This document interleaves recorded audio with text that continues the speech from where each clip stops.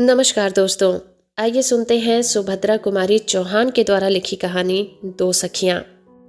मालिन क्यारियों को निरा रही थी। ऊपर से रघु ने आकर कहा, ऊपर जा, बाई साहब तुझे बुला रही हैं। मालिन घबराई।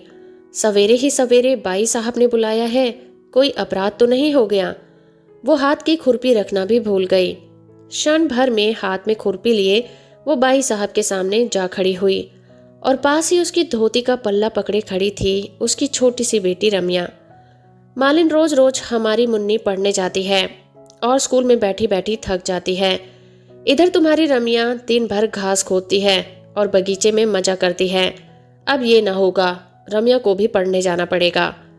मालकिन का स्वर सुनते ही मालिन का भय जाता रहा। बोली, रम्या तो आप ही की है बाई साहब, चाहे पढ़ने भेजो या बगीचे में काम कराओ, पर रम्या पढ़ने जाएगी तो मुन्नी रानी बगीचा ना सूख जाएगा, उसे कौन सींचेगा? किसी के बोलने से पहले ही मुन्नी बोल उठी, तो फिर हम भी बगीचा सींचेंगे।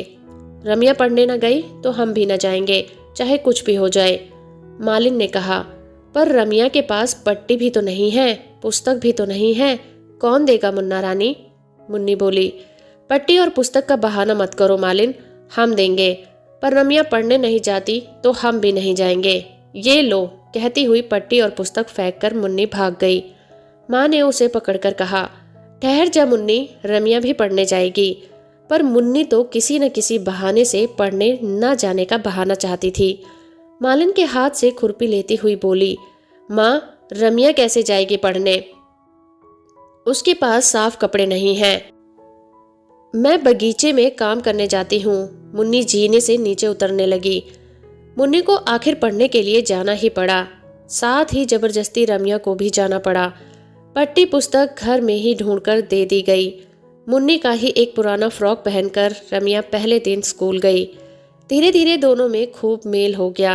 अब वे स्कूल जाने से घबराती नहीं थी। दोनों साथ स्कूल जाती और साथ ही लौट आती। अब मुन्नी को भी कोई शिकायत ना थी कि वो मुफ्त में पढ़ने जाती है और रम्या दिन भर मजा करती है। दिन जाते देर नहीं लगती। देखते देखते लड़कियां बड़ी हो गई। जिस दिन से साथ साथ पढ़ने लगी, उनमें सद्भावों के साथ साथ गाढ़ी मैत्री भी हो गई थी। मुन्नी अपने किसी भी व्यवहार से ये प्रकट नहीं होने देती थी कि रम्या उसकी आश्रिता मालिन की बेटी है। रात को रामी जरूर माँ के पास सोती थी, बाकी सारे समय मुन्नी उसे नीचे आने ही न देती थी। इसी साल दोनों ने मैट्रिक की परीक्षा पास की थी। मुन्नी के पिता मुन्नी के ब्याह की तैयारी में लगे हुए थे, पर रामी की माता के सामने एक समस्या थी। वो सोच रही थी, रामी इतना पढ़ गई है, चाल ढाल बात व्यवहार से वो मुझ अनपढ़ की लड़की नहीं जान पड़ती। मैं इसका विवाह कैसे और कहाँ करूँगी? फिर वो सोचती, नहीं, विवाह की कोई बात नहीं, मेरी रामी स्कूल की मास्टर बनेगी और तब रामी मुझे यहाँ मालिन का काम नहीं करने देगी। तो क्या मैं इतने अच्छे मालिक को छोड़कर चली जाऊंगी? यहाँ मेरी जिंदगी बीती है और यहीं मरूंगी भी। रामी दिन भर दूसरी चिंता में घूमा करती थी।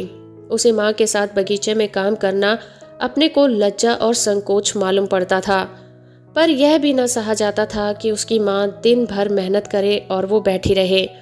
माँ को काम करते देख उसे बड़ी वेदना होती, पर कोई दूसरा उपाय भी तो न था।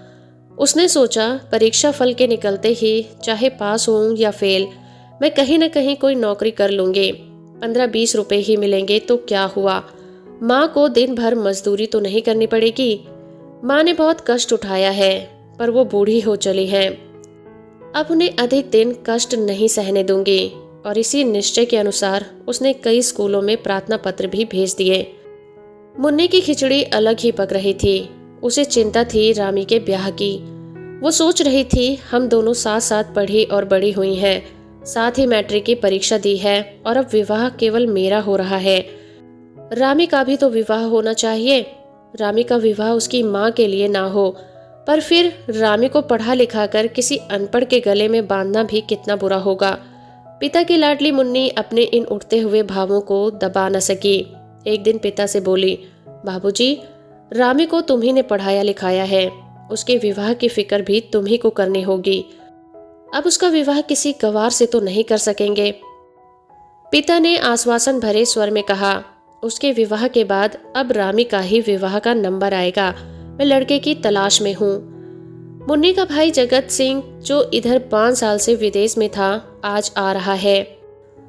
मुन्नी के पिता लड़के को लेने के लिए बम्बई पहुंच चुके हैं। शाम को गाड़ी आएगी। मुन्ना और रामी दोनों सखियां बड़ी लगन के साथ जगत सिंह का कमरा सजा रही हैं। मुन्नी बड़ी ही प्रसन्नचित्त और चंचल स्वभाव की लड़की थी।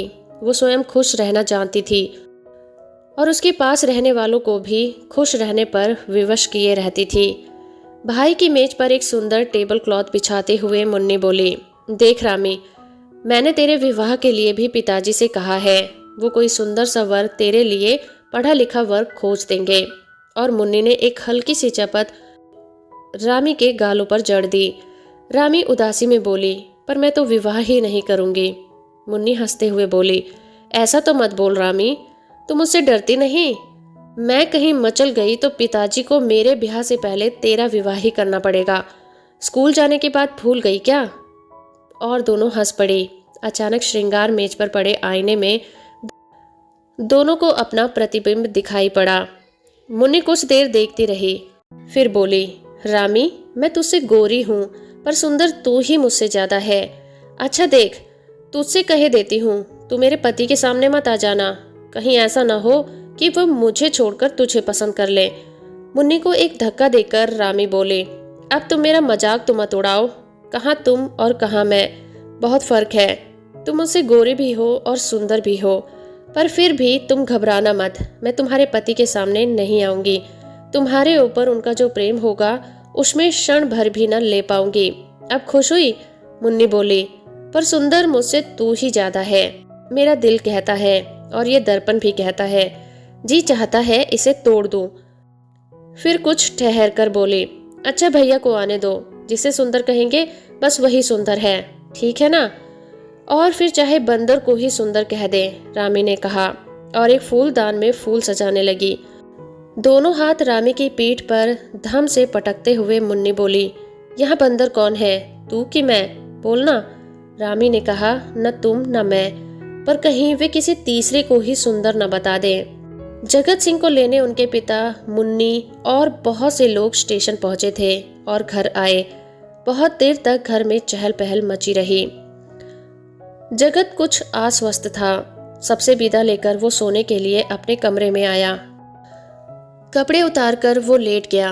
वह सचमुच थका हुआ था, किंतु 1 ही मिनट के बाद आंधी के झोंके की तरह दोनों दरवाजे को फटाफट खोलती हुई पहुंची मुन्नी। एक हाथ से वो रामी को घसीटती हुई ला रही थी। वो बोली, भैया सोने से पहले मुझे एक बात का फैसला करना है। सच सच कहना, मैं ज्यादा सुंदर हूँ कि ये? जगत हंस पड़ा, बोला, मुन्नी तू अभी तक निरी बच्ची ही है। जा मुझे सोने दे, मैं थक गया हूँ। और करवट बदलकर सो गया। भैया तुम अभी तक बड़े खराब हो, कहती हुई रूठकर मुन्नी चली गई। किंतु उसके बाद जगत सो न सका। उसके सामने रह रह कर शर्माई हुई रामी का चित्र आ जाता था। वो यही निर्णय न कर सकता था कि वो लड़की कौन है। विवाह में दूर दूर के बहुत से संबंधी और रिश्तेदार आए होंगे। मुमकिन है उन्हीं में से किसी एक की लड़की होगी, पर इसे तो जगत ने कभी देखा है, चेहरा पहचाना हुआ सा लगता है। जिस बात का उत्तर वो मुन्नी को ना दे सका था, वही उत्तर बराबर उसके दिमाग में चक्कर काट रहा था। कितनी सुंदर लड़की है। सुबह 6 भी न बज पाए थे कि मुन्नी ने उधम के मारे जगत का सोना मुश्किल कर दिया। जगत उठकर बैठ गया। मुन्नी से बोला, मुन्नी जरा गंभीर बनो बहन, अब तेरी शादी होने वाली है। जगत की दृष्टि दरवाजे की ओर गई। 2 सुकुमार पैर दरवाजे की ओट में ठिठक गए थे। मुन्नी ने जैसे जगत की बात सुनी ही ना हो, बोली, भैया देखो, रामी अब तुमसे शर्माती है, आती ही नहीं अंदर। वो देखो वहां खड़ी है। और एक बार भैया तुम्हें याद है ना, वो कितनी मचली थी कि तुम्ही से शादी करेगी। और फिर जब तुमने कहा कि तुमने शादी कर ली है तो इसे 2 पैसे दिए, तब कहीं जाकर मानी थी। मुन्नी एक सांस में ये सब कहकर हंस पड़ी। जगत चौंक पड़ा। तो रामी है ये। आओ रामी, अंदर आओ, वहां क्यों खड़ी हो? चाहो तो 2 पैसे और ले लो, कहकर वो हंस पड़ा। रामी लाज और संकोच से सिमटी हुई भीतर आई, पर खुलकर जगत से बातचीत न कर सकी। न जाने कहाँ की लज्जा ने उसकी जबान पर ताले डाल दिए थे। वो चुपचाप खड़ी रही। जगत ने उससे बोलने की कोशिश की, पर वो अपना सर नीचे से ऊपर ना उठा सके। जगत ने कहा, लो मत बोलो, मैं जाता हूँ। मुन्नी की समझ में ना आया कि आखिर जगत भैया से रामी इतना शर्माती क्यों है। उसने रूठ कर कहा, जा, तू बड़ी खराब है रामी, तूने मेरे जगत भैया का अपमान किया है। तू उनसे नहीं बोली, मैं भी तुझसे बात नहीं करूंगी। रामी ने नम्रता से कहा, नहीं बहन, मेरी अपमान करने की नीयत नहीं थी। तुमने छुटपन की ऐसी बात कह दी कि जिससे शर्म के मारे मैं मरी जा रही थी, फिर कैसे बोलती। और दोनों सखियों में उसी समय मेल हो गया। उसी दिन लड़कियों का रिजल्ट निकला। दोनों पास थी, मुन्नी 2nd डिवीजन और रामी 1st डिवीजन। मुन्नी ने इससे कुछ बुरा न माना। वो रामी के पास आकर उससे लिपट कर बोली, देख रामी, तू सभी बातों में मुझसे बढ़ती है। मैं 2nd में पास हुई हूँ और तू 1st में। ये ठीक नहीं, तुझे मेरे साथ साथ चलना चाहिए। रामी ने कहा, सभी बातों में नहीं बढ़ रही हूँ, विवाह तुम्हारा ही पहले हो रहा है। कौन जाने कि तू इसमें भी मुझसे आगे बढ़ जाए। कहती हुई मुन्नी भाग गई। रामी जगत के कमरे से फूलदान लेकर आ ही रही थी कि इतने में वो वहां पहुंच गया। वो कई दिनों से रामी से एकांत में कुछ बातें करना चाहता था। उसने रामी का हाथ पकड़कर अंदर खींच लिया। बोला, रामी ठहरो, ठहरो रामी, मुझे तुमसे कुछ बातें करनी है। रामी घबरा गई, इधर उधर देखती हुई बोली, आप मेरा हाथ छोड़ दीजिए, कोई देख लेगा। जगत बोला, पर तुम ठहरोगी, जाओगी तो नहीं। रामी का स्वर कांप रहा था। वो बोली, ठहर जाऊंगी, पर पहले आप मेरा हाथ छोड़ दीजिए। रामी का हाथ छोड़कर जगत दरवाजे के पास रास्ता रोककर खड़ा हो गया और बोला, रामी, मेरे पास भूमिका बांधने का समय नहीं है। मैं तुमसे विवाह करना चाहता हूँ, तुम्हें स्वीकार है? रामी कांप उठी। उसने कहा, यह कैसे हो सकता है? मैं मालिन की लड़की हूँ और आप क्षत्रिय। फिक्र मत करो, मैं तुम्हारी राय जानना चाहता हूँ। अब रामी कैसे बोले। सिर नीचा करके वो खड़ी रही, पर अनुभवहीन जगत क्या जाने कि ये मौन स्वीकृति का सूचक होता है। वो अधीर होकर बोले, रामी, उत्तर दो, हाँ या ना। मैं तुम्हारे मुंह से उत्तर सुनना चाहता हूँ।